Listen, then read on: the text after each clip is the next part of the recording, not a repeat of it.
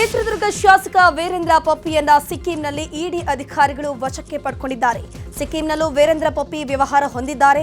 ಹೀಗಾಗಿ ಇಂದು ಸಿಕ್ಕಿಂನಲ್ಲಿರುವಂತಹ ತಮ್ಮ ಕಚೇರಿಯಲ್ಲೇ ಇಡಿ ಅಧಿಕಾರಿಗಳು ವಶಕ್ಕೆ ಪಡೆದುಕೊಂಡರು.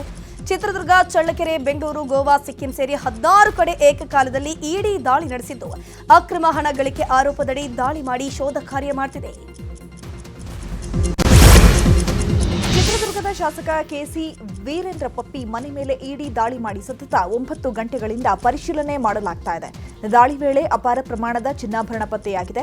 ಸದ್ಯ ಚಿತ್ರದುರ್ಗದಲ್ಲಿರುವ ನಿವಾಸದಲ್ಲಿ ಪಪ್ಪಿ ತಾಯಿ ರತ್ನಮ್ಮ ಮಾತ್ರ ಇದ್ದಾರೆ. ಇನ್ನು ವೀರೇಂದ್ರ ಪಪ್ಪಿ ಸಹೋದರ ನಾಗರಾಜ್ ತಿಪ್ಪೇಸ್ವಾಮಿ ನಿವಾಸದಲ್ಲೂ ಶೋಧ ಮಾಡಲಾಗ್ತಾ ಇದೆ. ಇನ್ನು ವೀರೇಂದ್ರ ಪಪ್ಪಿ ನಿವಾಸದ ಮೇಲೆ ರೇಡ್ ಆಗಿರೋ ಸುದ್ದಿ ಕೇಳಿ ಅವರ ನಿವಾಸದ ಮುಂದೆ ಅಪಾರ ಸಂಖ್ಯೆಯಲ್ಲಿ ವೀರೇಂದ್ರ ಪಪ್ಪಿ ಅಭಿಮಾನಿಗಳು ನೆರೆದಿದ್ದಾರೆ. ಮುಂಜಾಗ್ರತಾ ಕ್ರಮವಾಗಿ ಬಿಗಿ ಬಂದೋಬಸ್ತ್ ಏರ್ಪಡಿಸಲಾಗಿದೆ. ವೀರೇಂದ್ರ ಪಪ್ಪಿ ಸಹೋದರ ತಿಪ್ಪೇಸ್ವಾಮಿ ಮನೆಯಲ್ಲೂ ಇಡಿ ಶೋಧ ನಡೆಸ್ತಾ ಇದೆ. ಚಿತ್ರದುರ್ಗದಲ್ಲಿರುವಂತಹ ತಿಪ್ಪೇಸ್ವಾಮಿ ನಿವಾಸದಲ್ಲಿ ತೀವ್ರ ತಪಾಸಣೆ ಮಾಡಲಾಗ್ತಾ ಇರುವಂತದ್ದು. ತಿಪ್ಪೇಸ್ವಾಮಿ ದುಬೈನಲ್ಲಿ ಉದ್ಯಮ ಮಾಡಿಕೊಂಡಿದ್ದು, ತಿಪ್ಪೇಸ್ವಾಮಿ ಪತ್ನಿಯನ್ನ ಬ್ಯಾಂಕ್ಗೆ ಇಡಿ ಅಧಿಕಾರಿಗಳು ಕರ್ಕೊಂಡು ಹೋಗಿ ಬ್ಯಾಂಕ್ ಲಾಕರ್ ಪರಿಶೀಲಿಸಿ ವಾಪಸ್ ಕರೆತಂದಿದ್ದಾರೆ. ಇನ್ನು ವೀರೇಂದ್ರ ಪಪ್ಪಿ ಮನೆ ರೇಡ್ ಬೆನ್ನಲ್ಲೇ ನಗರಸಭೆ ಮಾಜಿ ಸದಸ್ಯ ಪ್ರಸನ್ನ ಕುಮಾರ್ ಮನೆಯಲ್ಲೂ ತಲಾಶ್ ನಡೆಸಲಾಗುತ್ತಿದೆ. ಕೆಸಿ ನಾಗರಾಜ್ ಮನೆ ಪಕ್ಕದಲ್ಲಿರುವ ಪ್ರಸನ್ನ ಕುಮಾರ್ ಮನೆಯಲ್ಲೂ ಅಧಿಕಾರಿಗಳು ಶೋಧ ಕಾರ್ಯ ಮಾಡುತ್ತಿದ್ದಾರೆ. ಸದ್ಯ ಮನೆಯಲ್ಲಿ ಯಾವುದೇ ದಾಖಲೆ ಸಿಗದ ಹಿನ್ನೆಲೆ ಮನೆಯಿಂದ ವಾಪಸ್ ಹೋಗಿದ್ದಾರೆ. ಶಾಸಕ ಪಪ್ಪಿ ಬೆನ್ನಲ್ಲೇ ಕಾಂಗ್ರೆಸ್ನ ಕುಸುಮ ಸಹೋದರ ಅನಿಲ್ಗೂ ಇಡಿ ಶಾಕ್ ಕೊಟ್ಟಿದೆ. ಬೆಂಗಳೂರಿನ ಮುದ್ದನಪಾಳ್ಯ ರಸ್ತೆಯಲ್ಲಿರುವ ಅನಿಲ್ ಅವರ ಮನೆ ಕಚೇರಿ ಮೇಲೆ ಇಡಿ ದಾಳಿ ನಡೆಸಿದೆ. ಶಾಸಕ ವೀರೇಂದ್ರ ಪಪ್ಪಿ ಜೊತೆ ವ್ಯವಹಾರದ ನಂಟಿನ ಆರೋಪ ಹಿನ್ನೆಲೆ ದಾಳಿ ನಡೆಸಲಾಗಿದೆ ಎನ್ನಲಾಗಿದೆ. ಸದ್ಯ ಶಾಸಕರ ಜೊತೆಗಿನ ವ್ಯವಹಾರದ ನಂಟಿನ ಬಗ್ಗೆ ತನಿಖೆ ನಡೀತಾ ಇದ್ದು, ಹಣದ ವ್ಯವಹಾರದ ಸಂಬಂಧ ಮನೆ ಕಚೇರಿಯಲ್ಲಿ ಸತತ 9 ಗಂಟೆಗಳಿಂದಲೂ ಶೋಧ ಕಾರ್ಯ ಮಾಡುತ್ತಿದ್ದಾರೆ. ಹುಬ್ಬಳ್ಳಿಯಲ್ಲಿ ಹವಾಲಾ ಕಿಂಗ್ ಪಿನ್ ಮೇಲೆ ಇಡಿ ರೈಡ್ ಮಾಡಿದೆ. ದೇಶಪಾಂಡೆ ನಗರದ ಕಾಮಾಕ್ಷಿ ಅಪಾರ್ಟ್ಮೆಂಟ್ನಲ್ಲಿರುವ ಸಮುಂದರ್ ಸಿಂಗ್ ನಿವಾಸಕ್ಕೆ ಆಗಮಿಸಿದ ಇಡಿ ಅಧಿಕಾರಿಗಳು ಮನೆಯ ಬಾಗಿಲು ಮುರಿದು ಶೋಧ ಕಾರ್ಯ ಮಾಡುತ್ತಿದ್ದಾರೆ. ಗೋವಾದಲ್ಲಿ ಮೆಜೆಸ್ಟಿಕ್ ಪ್ರೈಡ್ ಅನ್ನೋ ಕ್ಯಾಸಿನೋ ನಡೆಸುತ್ತಿದ್ದಾರೆ. ಸದ್ಯ ಅಕ್ರಮ ಹಣ ವರ್ಗಾವಣೆ ಸಂಬಂಧ ಸಮುಂದರ್ ಸಿಂಗ್ ಮನೆಯಲ್ಲಿ ಇಡಿ ಅಧಿಕಾರಿಗಳು ದಾಖಲೆ ಪರಿಶೀಲನೆ ಮಾಡುತ್ತಿದ್ದಾರೆ. ಧರ್ಮಸ್ಥಳ ಶವಗಳ ಹೂತಿಟ್ಟ ಆರೋಪ ಪ್ರಕರಣ ಸಂಬಂಧ ಇವತ್ತು ಕೂಡ ಅನಾಮಿಕ ಬೆಳತಂಗಡಿ ಎಸ್ಐಟಿ ಕಚೇರಿಗೆ ಆಗಮಿಸಿದ್ದಾನೆ. ತನಿಖಾಧಿಕಾರಿ ಜಿತೇಂದ್ರ ದಯಾಮ ಮುಂದೆ ವಿಚಾರಣೆಗೆ ಹಾಜರಾಗಿದ್ದು, ಅನಾಮಿಕನ ವಿರುದ್ಧ ಕೊಟ್ಟಿರುವ ಹೇಳಿಕೆಗಳನ್ನು ಇಟ್ಕೊಂಡು ಅನಾಮಿಕನನ್ನ ಅಧಿಕಾರಿಗಳು ತೀವ್ರ ವಿಚಾರಣೆ ನಡೆಸಿದ್ದಾರೆ. ಜೊತೆಗೆ ಉತ್ಖನನ ನಡೆಸಿರೋ 17 ಪಾಯಿಂಟ್ಗಳ ಬಗ್ಗೆ ಮತ್ತಷ್ಟು ಮಾಹಿತಿ ಸಂಗ್ರಹಿಸಲಾಗ್ತಾ ಇದೆ. ಬೆಳತಂಗಡಿ ಎಸ್ಐಟಿ ಕಚೇರಿಗೆ ಪ್ರಣವ್ ಮೊಹಾಂತಿ ಆಗಮಿಸಿದ್ದಾರೆ. ಇವತ್ತು ಕೂಡ ಅನಾಮಿಕನನ್ನ ಮೊಹಾಂತಿ ವಿಚಾರಣೆ ಮಾಡಲಿದ್ದಾರೆ. ನಿನ್ನೆಯೂ ಕೂಡ ಅನಾಮಿಕನಿಂದ ಹಲವು ಮಾಹಿತಿಯನ್ನ ಸಂಗ್ರಹಿಸಲಾಗಿತ್ತು. ಇವತ್ತು ಕೂಡ ಅನಾಮಿಕನ ವಿಚಾರಣೆ ನಡೆಸಲಿದ್ದಾರೆ. ಈಗಾಗಲೇ ಅನಾಮಿಕನನ್ನ ಜಿತೇಂದ್ರ ದಯಾಮ ವಿಚಾರಣೆ ಮಾಡ್ತಾ ಇದ್ದು, ಕೆಲವೇ ಕ್ಷಣಗಳಲ್ಲಿ ಮೊಹಾಂತಿ ಕೂಡ ಅನಾಮಿಕನನ್ನ ವಿಚಾರಣೆ ಮಾಡಲಿದ್ದಾರೆ. ಬಿಜೆಪಿಯಿಂದ ಧರ್ಮಸ್ಥಳ ಚಲೋ ಹೋರಾಟ ವಿಚಾರದ ಬಗ್ಗೆ ಸದನದಲ್ಲಿ ಪ್ರಸ್ತಾಪಿಸಿದ ಸಿಎಂ ಸಿದ್ದರಾಮಯ್ಯ, ಎಸ್ಐಟಿ ರಚನೆ ಮಾಡಿದಾಗ ಇವರು ಯಾರು ಮಾತನಾಡಿಲ್ಲ. ಈಗ ಒಂದ್ ಕಡೆ ಅಸ್ಥಿ ಪಂಜರ ಮತ್ತು ಮೂಳೆ ಸಿಕ್ಕಿದೆ, ಅದಾದ್ಮೇಲೆ ಬೇರೆ ಗುಂಡಿಯಲ್ಲಿ ಏನು ಸಿಗಲಿಲ್ಲ. ಹೀಗಾಗಿ ಇವರು ಈಗ ಹೋರಾಟವನ್ನ ಶುರು ಮಾಡಿದ್ದಾರೆ. ಈಗ ಧರ್ಮಸ್ಥಳ ಪರವಾಗಿ ಇದ್ದೇವೆ ಅಂತ ಚಳವಳಿ ಮಾಡೋಕೆ ಹೊರಟಿದ್ದಾರೆ ಅಂತ ಸಿಎಂ ಕಿಡಿಕಾರಿದ್ರು. ಈಗ ಧರ್ಮಸ್ಥಳದ ಮಾಡ್ತಾ ಇದ್ದಾರಲ್ಲ ಚಳುವಳಿನ, ಇದು ಧರ್ಮಸ್ಥಳದ ಹೆಗ್ಗಡೆಯವರೇ ಸ್ವಾಗತ ಮಾಡಿದ್ದಾರೆ. ಇವ್ರು ಹಿಡ್ಕೊಬಿಡೋದಿಲ್ಲ, ಅಲ್ಲಾಡ್ತಾ ಇದ್ದಾರೆ. SIT ಮಾಡಿದಾಗ ಮಾತಾಡನೇ ಇಲ್ಲ ಬಿ ಜೆ ಪಿಯವರು. ಸ್ವಲ್ಪ ದಿನ ಆದಮೇಲೆ 12 ದಿನ ಆದಮೇಲೆ ಅಲ್ಲಿವರೆಗೆ ಬಾಯಿನೇ ಬಿಚ್ಚಿರಲಿಲ್ಲ ಇವರು. ಯಾವಾಗ 15 ಜಾಗಗಳೆಲ್ಲ ಡಾಕ್ಟ್ರೆ 15 ಜಾಗಗಳಲ್ಲಿ ಅಗೀತಾರೆ, ಅವ್ನು ತೋರಿಸಿದಂಥ ಜಾಗಗಳಲ್ಲಿ ಅಗೀತಾರೆ. 2 ಕಡೆ ಮಾತ್ರ ಸಿಗ್ತದೆ. ಒಂದು ಕಡೆ ಅಸ್ಥಿಪಂಜರ, ಇನ್ನೊಂದು ಕಡೆ ಮೂಳೆಗಳು ಸಿಗ್ತವೆ. ಅದು ಬಿಟ್ಟರೆ ಇನ್ನು 13 ಸ್ಥಳಗಳಲ್ಲಿ ಸಿಗೋದಿಲ್ಲ. ಅದು ಗೊತ್ತಾದ ಮೇಲೆ ಶುರುವಾಗೋಯ್ತು ನೋಡಿ ಬಿ ಜೆ ಪಿಯವ್ರದ್ದೆಲ್ಲ. ಧರ್ಮಸ್ಥಳದಲ್ಲಿ 16 ಗುಂಡಿ ತೋಡಿದ್ರೂ ಏನೂ ಸಿಕ್ಕಿಲ್ಲ. ಈಗ ಸಿಎಂ ಡಿಸಿಎಂಗೆ ನಡುಕ ಶುರುವಾಗಿದೆ ಅಂತ ಬೆಂಗಳೂರಿನ ಬಿಜೆಪಿ ರಾಜ್ಯಾಧ್ಯಕ್ಷ ಬಿವೈ ವಿಜಯೇಂದ್ರ ಹೇಳಿದ್ದಾರೆ. ಈ ಬಗ್ಗೆ ವಿಧಾನಸೌಧದಲ್ಲಿ ಮಾತನಾಡಿದ ಅವರು, ದೂರುದಾರನ ಮುಖವಾಡ ಈಗ ಕಳಚಿದೆ, ಸಿಎಂ ಡಿಸಿಎಂ ಮುಖವಾಡ ಹಾಕುವಂತಹ ಸ್ಥಿತಿ ಬಂದಿದೆ ಅಂತ ಕಿಡಿಕಾರಿದ್ದಾರೆ. ಇನ್ನು ಇದೇ ವಿಚಾರವಾಗಿ ಅಶೋಕ್ ಕೂಡ ಮಾತನಾಡಿದ್ದು, ಎಡಪಂಥೀಯರು ಸೇರಿ ಧರ್ಮಸ್ಥಳದ ವಿಚಾರದಲ್ಲಿ ಷಡ್ಯಂತ್ರ ಮಾಡಿದ್ದಾರೆ. ತಿರುಪತಿ, ಧರ್ಮಸ್ಥಳ, ಅಯ್ಯಪ್ಪ ಸ್ವಾಮಿ ದೇಗುಲ ಎಲ್ಲವನ್ನ ಹಾಳು ಮಾಡುವ ಪ್ರಯತ್ನ ಮಾಡಿದ್ದಾರೆ ಅಂತ ಕಿಡಿಕಾರಿದರು. ಇನ್ನು ಇದೇ ವಿಚಾರವಾಗಿ ಸಿಟಿ ರವಿ ಕೂಡ ಪ್ರತಿಕ್ರಿಯೆ ಕೊಟ್ಟರು. ಏನು 15-16 ಗುಂಡುಗಳು ತೋಡಿದ್ರು ಸಹ ಅಲ್ಲಿ ಧರ್ಮಸ್ಥಳದಲ್ಲಿ ಏನೂ ಸಿಕ್ಕಿಲ್ಲ. ಈಗ ಆತಂಕದಲ್ಲಿದ್ದಾರೆ ಸಿದ್ದರಾಮಯ್ಯನವರು, ಡಿ.ಕೆ. ಶಿವಕುಮಾರ್ ಅವರು. ಯಾವ ಮುಖ್ಯಮಂತ್ರಿಗಳು, ಉಪಮುಖ್ಯಮಂತ್ರಿಗಳು ಎಡಪಂಥೀಯ ಶಕ್ತಿಗಳ ಮಾತನ್ನು ನಂಬಿಕೊಂಡು ಧರ್ಮಸ್ಥಳ ವಿಚಾರದಲ್ಲಿ SIT ತನಿಖೆ ಮಾಡಿ ಆ ದೂರುದಾರನಿಗೆ ಒಂದು ಮಾಸ್ಕ್ ಹಾಕ್ತಕ್ಕಂಥ ಕೆಲಸ ಮಾಡಿದ್ರು. ಇವತ್ತು ಮುಖ್ಯಮಂತ್ರಿಗಳು, ಉಪಮುಖ್ಯಮಂತ್ರಿಗಳು ಪರಿಸ್ಥಿತಿ ಎಲ್ಲಿಗೆ ಬಂದಿದೆ ಅಂತ ಹೇಳಿದ್ರೆ ಆ ದೂರುದಾರನ ಮುಖವಾಡನ ಕಳಚು ಬಿದ್ದಾಗಿದೆ. ಆದರೆ ಮುಖ್ಯಮಂತ್ರಿಗಳು, ಉಪಮುಖ್ಯಮಂತ್ರಿಗಳು ಅವರೀಗ ಮಾಸ್ಕನ್ನು ಹಾಕೊಂಡು ಇವತ್ತು ರಾಜ್ಯದಲ್ಲಿ ಓಡಾಡ್ತಕ್ಕಂಥ ಪರಿಸ್ಥಿತಿ ಇವತ್ತು ಬಂದು ನಿಂತಿದೆ. ಈ ಎಡಪಂಥೀಯರು ಹೆಂಗೆ ವ್ಯೂಹವನ್ನು ರಚನೆ ಮಾಡಿ ಧರ್ಮಸ್ಥಳವನ್ನು ಹಾಳು ಮಾಡಬೇಕು, ತಿರುಪತಿ ವೆಂಕಟೇಶ್ವರನ್ನ ಹಾಳು ಮಾಡಬೇಕು, ಅಯ್ಯಪ್ಪ ಸ್ವಾಮಿಯನ್ನು ಹೇಗೆ ಹಾಳು ಮಾಡಬೇಕು ಅನ್ನೋದೇ ಇವ್ರದ್ದು ಎಡಪಂಥೀಯರ ಸ್ಟ್ಯಾಂಡ್ ಇದು. ಇವತ್ತು ಅವರೆಲ್ಲ ಸೇರಿ ಇನ್ನೊಂದು ಕುತಂತ್ರ ಮಾಡೋಕ್ಕೆ ಹೊರಟಿದ್ದಾರೆ. ರಾಜ್ಯದ ಜನ ಅರ್ಥ ಮಾಡ್ಕೋಬೇಕು. ಇವ್ರಿಗೆಲ್ಲ ಈಗ ನಾನು ಹೇಳಿದ್ನಲ್ಲ, ತನಿಖೆ ನಿಷ್ಪಕ್ಷಪಾತವಾಗಿ ಪಾರದರ್ಶಕವಾಗಿ ನಡೀಲಿ ತನಿಖೆ. ಈಗ ಅವನು 17 ಕಡೆಗೆ ಆಗಿದ್ನಲ್ಲ, ಅದರಲ್ಲಿ ಏನೂ ಸಿಗಲಿಲ್ಲ ಅಂದಾಗ ದಿಕ್ ತಪ್ಪಿಸಿರೋದು ಯಾರು, ಸುಳ್ಳು ಹೇಳಿರೋದು ಯಾರು, ಅಪಪ್ರಚಾರ ಮಾಡಿರೋದು ಯಾರು, ಇದು ಮೇಲ್ನೋಟಕ್ಕೆ ಸ್ಪಷ್ಟ ಆಗುತ್ತೆ. ಈಗಲೂ ಪ್ರಗತಿಪರರು ಅಂತ ಹೇಳ್ಕೊಳ್ಳೋರ ಹತ್ರ ಸಾಕ್ಷಿಗಳಿದ್ದರೆ SITಗೆ ತಲುಪಿಸ್ಲಿ. ಅವರಿಗೆ ಅವ್ರ ಪ್ರಗತಿಪರರು ಅಂತ ಟೈಟ್ಲ್ ಯಾರು ಕೊಟ್ಟವರು? ಈಗ ನಾವೇನು ಹೇಳಿದ್ವಿ, ಮಾಸ್ಕ್ ಮ್ಯಾನು ಅವನು ಹೇಳಿದ ಕಾರಣಕ್ಕೆ ನೀವು ತನಿಖೆ ಮಾಡಿದ್ದೀರಿ, ಅವನ ಬಗ್ಗೆನೂ ತನಿಖೆ ಮಾಡಿ. ಆಯ್ತು ರೀ. ಸದ್ಯ ಹಿರಿಯಡ್ಕ ಜೈಲಲ್ಲಿರುವ ಮಹೇಶ್ ಶೆಟ್ಟಿ ತಿಮರೋಡಿಗೆ ಮತ್ತೊಂದು ಶಾಕ್ ಎದುರಾಗಿದೆ. ಬೆಳ್ತಂಗಡಿ ಪೊಲೀಸ್ ಠಾಣೆಯಲ್ಲಿ ಇದೀಗ ತಿಮರೋಡಿ ವಿರುದ್ಧ ಮತ್ತೊಂದು ಕೇಸ್ ದಾಖಲಾಗಿರುವಂಥದ್ದು. ಪೊಲೀಸರ ಕರ್ತವ್ಯಕ್ಕೆ ಅಡ್ಡಿಪಡಿಸಿದ್ದಾರೆ ಅಂತ ಕೇಸ್ ದಾಖಲಾಗಿದೆ. ನಿನ್ನೆ ಬ್ರಹ್ಮಾವರ ಪೊಲೀಸರು ಬಂಧಿಸೋಕೆ ಆಗಮಿಸಿದ ವೇಳೆ ವಾಗ್ವಾದ ನಡೆದಿತ್ತು. ಇದೇ ವಿಚಾರವಾಗಿ ಕೇಸ್ ದಾಖಲಾಗಿರುವಂಥದ್ದು. ನಾಳೆ ಏನಾದರೂ ತಿಮರೋಡಿಗೆ ಜಾಮೀನು ಸಿಕ್ಕಿದ್ರು ಇನ್ನೊಂದು ಕೇಸ್ನಲ್ಲಿ ಬೆಳ್ತಂಗಡಿ ಪೊಲೀಸರು ಬಾಡಿ ವಾರೆಂಟ್ ಮೇರೆಗೆ ವಶಕ್ಕೆ ಪಡೆಯೋ ಸಾಧ್ಯತೆ ಇದೆ. ಬೆಳ್ತಂಗಡಿ ಠಾಣೆಯಲ್ಲಿ ಹೋರಾಟಗಾರ ಗಿರೀಶ್ ಮಠಣ್ಣನವರ ವಿರುದ್ಧ ಮತ್ತೊಂದು ಕೇಸ್ ದಾಖಲಾಗಿದೆ. ನಿನ್ನೆ ಮಹೇಶ್ ಶೆಟ್ಟಿ ತಿಮರೋಡಿ ಬಂಧನ ವೇಳೆ ಪೊಲೀಸರ ಕರ್ತವ್ಯಕ್ಕೆ ಅಡ್ಡಿ ಆರೋಪದ ಮೇಲೆ ದೂರು ದಾಖಲಾಗಿರುವಂಥದ್ದು. ಬ್ರಹ್ಮಾವರ ಠಾಣೆಯ ಸಬ್ ಇನ್ಸ್ಪೆಕ್ಟರ್ ಬೆಳ್ತಂಗಡಿ ಠಾಣೆಗೆ ದೂರನ್ನು ಕೊಟ್ಟಿದ್ದಾರೆ. ದೂರು ದಾಖಲಾಗ್ತಿದ್ದಂತೆ ನೇರವಾಗಿ ಬೆಳ್ತಂಗಡಿ ಠಾಣೆಗೆ ಮಠಣ್ಣನವರ ಶರಣಾಗತಿಗೆ ಆಗಮಿಸಿದ್ರು. ಈ ವೇಳೆ ಪೊಲೀಸರು ತಾಂತ್ರಿಕ ದೋಷದಿಂದ FIR ಅಪ್ಲೋಡ್ ಆಗಿಲ್ಲ, ಅಪ್ಲೋಡ್ ಆಗಿದ್ದೇ ನೋಟಿಸ್ ಮಾಡ್ತೀವಿ ಅಂತ ಹೇಳಿದ್ರು. ಈ ಹಿನ್ನೆಲೆಯಲ್ಲಿ ಸರೆಂಡರ್ಗೆ ಬಂದಿದ್ದ ಮಠಣ್ಣನವರ್ ವಾಪಸ್ ಆಗಿದ್ದಾರೆ. ಸರ್ ಅರೆಸ್ಟ್ ಮಾಡ್ತಾ ಇದ್ದೀರಿ ಅಂತ ಕೇಳಿದ್ದಕ್ಕೆ ಇಲ್ಲ ನಾವು ಬರಲೇಬೇಕು ಅಂತ ಹೇಳಿದ್ರು. ಸೊ ಆಮೇಲೆ ಲಾಯರು ಇದ್ದರು, ಸಹಕಾರ ಕೊಡಬೇಕಾಗತ್ತೆ ಅಂತೇಳಿ ನಮ್ಮ ಇದರಲ್ಲೇ ಕರ್ಕೊಂಡು ಹೋಗಿದ್ದೀವಿ. ಆದರೆ ನಾವು ಅಡ್ಡಿಪಡಿಸಿದ್ದೀವಿ ಅಂಥೇಳಿ ನಮ್ಮ ಮೇಲೆ FIR ಆಗಿದೆ ಅಂತ ಖಚಿತವಾದಂಥ ಮಾಹಿತಿ ಬಂತು. ಪೊಲೀಸರ ಒಂದು ಏನು ಬಜೆಟ್ ಉಳಿಸೋದಕ್ಕೆ, ಡೀಸೆಲು ಪೆಟ್ರೋಲ್ ಉಳಿಸೋದಕ್ಕೆ ನಾನೇ ಸ್ವತಃ ಅರೆಸ್ಟ್ ಆಗೋದಾದರೆ ಅರೆಸ್ಟ್ ಮಾಡಿಬಿಡಿ. Along with human right commission ಅಧಿಕಾರಿಗಳಿದ್ದಾರೆ, ಅವ್ರ ಜೊತೆಗೆ ಬಂದಿದ್ದೀನಿ. ಇಲ್ಲೇ ಮಹೇಶ್ ಶೆಟ್ಟಿ ತಿಮರೋಡಿ ಬಂಧನದ ಬಗ್ಗೆ ವಿಧಾನಸೌಧದಲ್ಲಿ ಮಾತನಾಡಿದ DCM DK ಶಿವಕುಮಾರ್ ಬಿಜೆಪಿ ರಾಷ್ಟ್ರೀಯ ನಾಯಕ BL ಸಂತೋಷ್ ಬಗ್ಗೆ ಮಾತನಾಡಿದರು. ಇಂಥವರನ್ನ ಒದ್ದು ಒಳಗಡೆ ಹಾಕಬೇಕು, ಕಾನೂನು ಪ್ರಕಾರ ಇರಬೇಕು. ಅವರ ಬಳಿ ಏನ್ ದಾಖಲೆ ಇದೆ? ನಮ್ಮ ವಿರೋಧಿಗಳ ಬಗ್ಗೆ ಮಾತನಾಡ್ತಾರೆ ಅಂತ ಖುಷಿ ಪಡಲ್ಲ. ಮೊನ್ನೆ CM ಬಗ್ಗೆ ಮಾತನಾಡಿದ್ರು, ನಾಳೆ ನಮ್ಮ ಬಗ್ಗೆಯೂ ಮಾತನಾಡ್ತಾರೆ. ಎಲ್ಲದಕ್ಕೂ ದಾಖಲೆ ಇಟ್ಟು ಮಾತನಾಡಬೇಕು ಅಂತ ಹೇಳಿದ್ದಾರೆ. RSS ನಮ್ಮ ಇವರು national general secretary BL Santosh ಅವ್ರ ಬಗ್ಗೆ ಅವೇಳ್ಕರು ಮಾತಾಡಿದರು. ನಾವು ತೀರ್ಮಾನ ಮಾಡಿದ್ದೀವಿ, ಒದ್ದು ಒಳಿಕೆ ಹಾಕಬೇಕು, ಕಾನೂನು ಪ್ರಕಾರ ಕೈಗೊಳ್ಬೇಕು. ಆ ಥರ ಎಲ್ಲ ಹಂಗೆಲ್ಲ ಮಾತಾಡಬಾರ್ದು. ಯಾರೇ ಆಗಲಿ ಲೀಡ್ರು ಏನು ದಾಖಲೆ ಇದೆ ಅವನ ಹತ್ರ? ಇವತ್ತು ಅವ್ನು ಮಾತಾಡ್ತಾಳೆ, ನಾನು ನಮ್ಮ ಮಾತಾಡ್ತೇನೆ. ಹಿಂದೆ ಚೀಫ್ ಮಿನಿಸ್ಟರ್ ಮಾತಾಡಿದ, ನಮಗೂ ಮಾತಾಡಿದ. Will not allow this. ಎಲ್ಲರಿಗೂ ಕೂಡ ಅವ್ರವ್ರ ಸ್ವಾಭಿಮಾನಕ್ಕೆ ಧಕ್ಕೆ ಪಾಲಿಟಿಕ್ಸ್ ಮಾಡಲಿ, ಯಾರು ಬೇಕಾದರೆ ಆರೋಪಗಳು ಮಾಡಲಿ, ತಪ್ಪೇನಿಲ್ಲ. ಬಟ್ ಆಧಾರ ಇಟ್ಕೊಂಡು ಸುಜಾತಾ ಭಟ್ ವಿಚಾರವಾಗಿ ಉಡುಪಿಯಲ್ಲಿ ಮಾತನಾಡಿದ ಸಹೋದರ ಸ್ಫೋಟಕ ಹೇಳಿಕೆಯೊಂದನ್ನು ಕೊಟ್ಟಿದ್ದಾರೆ. ಈ ಕುರಿತು ನ್ಯೂಸ್ 18 ಜೊತೆ ಮಾತನಾಡಿರುವ ಅವರು, ಸುಜಾತಾ ಭಟ್ ಹೇಳೋದ್ರಲ್ಲಿ ಸತ್ಯ ಇಲ್ಲ. ಅನನ್ಯ ಭಟ್ ಹೆಸರಿನ ಮಗಳಿರೋದು ನನಗೆ ಗೊತ್ತಿಲ್ಲ. ಸುಜಾತಾ ಭಟ್ 10ನೇ ಕ್ಲಾಸ್ನಲ್ಲಿ ಪ್ರೆಗ್ನೆಂಟ್ ಆಗಿದ್ಲು. ಆಗ ನಾವು ಅವಳಿಗೆ ಅಬಾರ್ಷನ್ ಮಾಡಿಸಿದ್ವಿ. ಇದಾದ ಮೇಲೆ ಬುದ್ಧಿ ಹೇಳಿದ್ರು ಕೇಳದೆ ಮತ್ತೆ ಮನೆ ಬಿಟ್ಟು ಓಡ್ ಹೋಗಿದ್ಲು. ಈ ಬಗ್ಗೆ ನಾನು SIT ಮುಂದೆ ಹೇಳಿಕೆ ನೀಡೋಕೆ ಸಿದ್ಧನಿದ್ದೀನಿ ಅಂತ ಹೇಳಿದ್ದಾರೆ.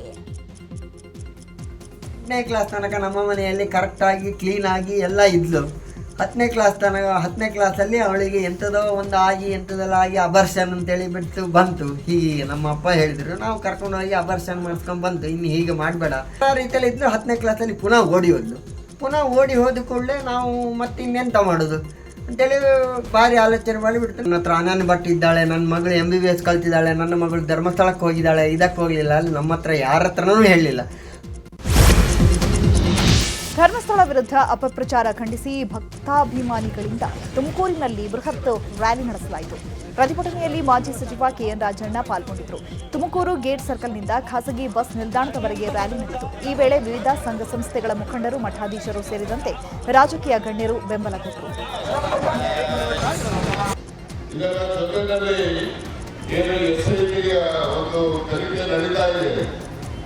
ಆ ತನಿಖೆಯನ್ನ ಕಾನೂನನ್ನು ಕೂಡ ಸ್ವಾಗತ ಮಾಡಿ ಸತ್ಯ ಹೊರಬರಬೇಕು. ಯಾರೆಲ್ಲ ತಪ್ಪಿತಸ್ಥರಿದ್ದಾರೆ ಅವರಿಗೆ ಕ್ರಮ ಆಗಬೇಕು. ಈ ಬಗ್ಗೆ ಈ ಒಂದು ಅಪಪ್ರಚಾರ ಮಾಡತಕ್ಕಂಥ ಯಾರೇ ಇರಲಿ ಅವರೆಲ್ಲರ ಮೇಲೆ ಕಠಿಣವಾದಂತಹ ಕ್ರಮವನ್ನು ತೆಗೆದುಕೊಂಡು ಧರ್ಮಸ್ಥಳದ ಬಗ್ಗೆ ನಾವು ನೀವು ಎಲ್ಲರೂ ಇಟ್ಟಿರ್ತಕ್ಕಂಥ ಒಂದು ವಿಶ್ವಾಸ ಭಕ್ತಿಯನ್ನ ಮುಂದುವರಿಸಿಕೊಂಡು ಹೋಗಲಿಕ್ಕೆ ಆಗುತ್ತೆ ಅಂತಕ್ಕಂಥದ್ದನ್ನು ವ್ಯಕ್ತ ಮಾಡಿದ್ದಾರೆ. ಇಂದು ಕೂಡ ವಿಧಾನಸಭೆಯಲ್ಲಿ RCB ವಿಜಯೋತ್ಸವ ವೇಳೆ ನಡೆದಿದ್ದ ಕಾಲ್ತುಳಿತ ಕೇಸ್ ಪ್ರತಿಧ್ವನಿಸಿತು. ನಿನ್ನೆ ವಿಪಕ್ಷ ನಾಯಕರು ಮಾಡಿದ್ದ ಆರೋಪಗಳಿಗೆ ತಿರುಗೇಟನ್ನು ಕೊಟ್ಟಿದ್ರು. ಸದನದಲ್ಲಿ ಮಾತನಾಡಿದ ಸಿಎಂ, ಕಾಲ್ತುಳಿತದಲ್ಲಿ ಮೃತ ಕುಟುಂಬಸ್ಥದವರಿಗೆ ನೋವಿದೆ. ಆ ನೋವಿನಿಂದ ನಾನು ಇವತ್ತು ಡಿಸ್ಟರ್ಬ್ ಆಗಿದ್ದೀನಿ. 5:30ರವರೆಗೆ ನನಗೆ ಕಾಲ್ತುಳಿತದಲ್ಲಿ ಜನರು ಮೃತಪಟ್ಟಿರೋ ವಿಚಾರ ನನಗೆ ತಿಳಿದಿರಲಿಲ್ಲ. ಪೊನ್ನಣ್ಣ ಕಾಲ್ ಮಾಡಿ ನನಗೆ ಹೇಳಿದ್ರು. ಕೂಡಲೇ ಕಮಿಷನರ್ಗೆ ಕರೆ ಮಾಡಿ ವಿಚಾರಿಸಿದ್ದೆ. ಆ ಸಮಯಕ್ಕಾಗಲೇ 11 ಜನರು ಸಾವನ್ನಪ್ಪಿದ್ರು. ಆ ಬಳಿಕ ನಾನು ಆಸ್ಪತ್ರೆಗೆ ಹೋದೆ. ಅಲ್ಲಿ ಮೃತದೇಹಗಳನ್ನು ನೋಡಿ ನನಗೆ ಬೇಜಾರಾಯಿತು. ಮನುಷ್ಯತ್ವ ಇರೋರಿಗೆ ದುಃಖ ಬಂದೇ ಬರುತ್ತೆ ಅಂತ ಹೇಳಿದ್ರು. ಈಗ ನಾನೇ ಪೊನ್ನಣ್ಣ ಹೇಳಿದ ಮೇಲೆ ಕಮಿಷನರ್ ದಯಾನಂದ್ ಅವರಿಗೆ ಫೋನ್ ಮಾಡಿದೆ. ನಾನು ಹೋಟೆಲ್ನಿಂದಲೇ ಫೋನ್ ಮಾಡಿದೆ. ದಯಾನಂದ್ ಅವರು ಫೋನ್ ಮಾಡಿದಾಗ ಒಬ್ಬರು ಸತ್ತಿದ್ದಾರೆ ಅಂತ ಹೇಳಿದ್ರು. ಅಷ್ಟೊತ್ತಿಗೆ ಆಗಲೇ 11 ಜನನೂ ಸತ್ತೋಗ್ಬಿಟ್ಟಿದ್ರು.